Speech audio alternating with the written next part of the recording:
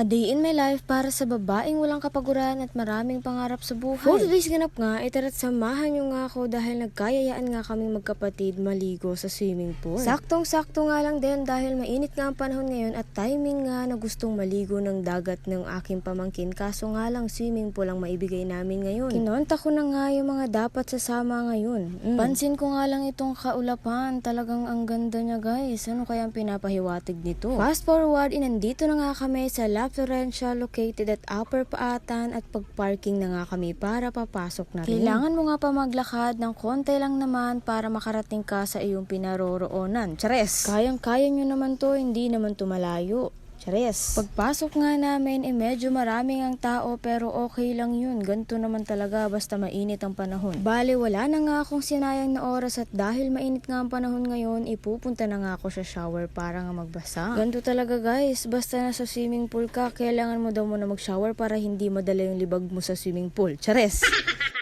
At talaga namang kinarir ko talaga yung pagligo ko sa swimming pool dahil naka-shade si Disney Princess. Nag-shower na nga rin si Ali para hindi rin daw madala yung libag niya sa swimming pool. Chares! After naman naming nag-shower, ibumaba na nga ako agad dito sa swimming pool at dala-dala ko pa talaga itong shades ko, no? Siyempre, kung may entry ang tita, may entry din itong pamangkin ko. Request nga ito ng cute-cute kong pamangkin, kaya sino ba namang di makakatanggi basta sa gantong batang ito na sobrang cute. Chares! Pansin ko lang guys na tumataba na ulit si Disney Princess, ganto talaga basta inaalagaan ng maayos. Di bali na nga sa susunod, di magda-diet na ako, mag-start na ako ng day 1 na workout.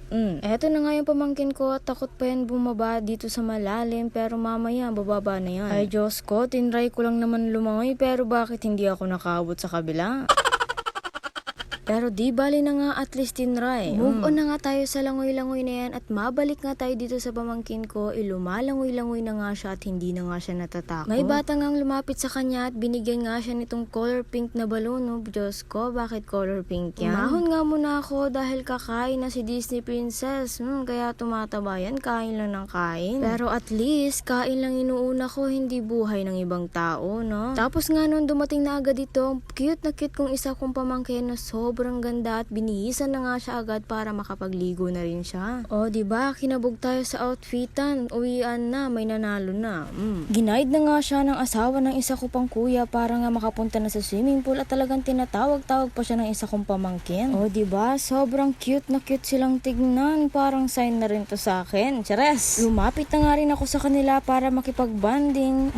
O, diba? May entry na yung dalawa kong kuya. Sa akin na lang yung kulang pero sa susunod na lang yun, no? Masyado pa akong bata para dyan. Sobrang kulit nga nilang dalawa nitong dalawang pamangkin ko na talagang hindi makatal na.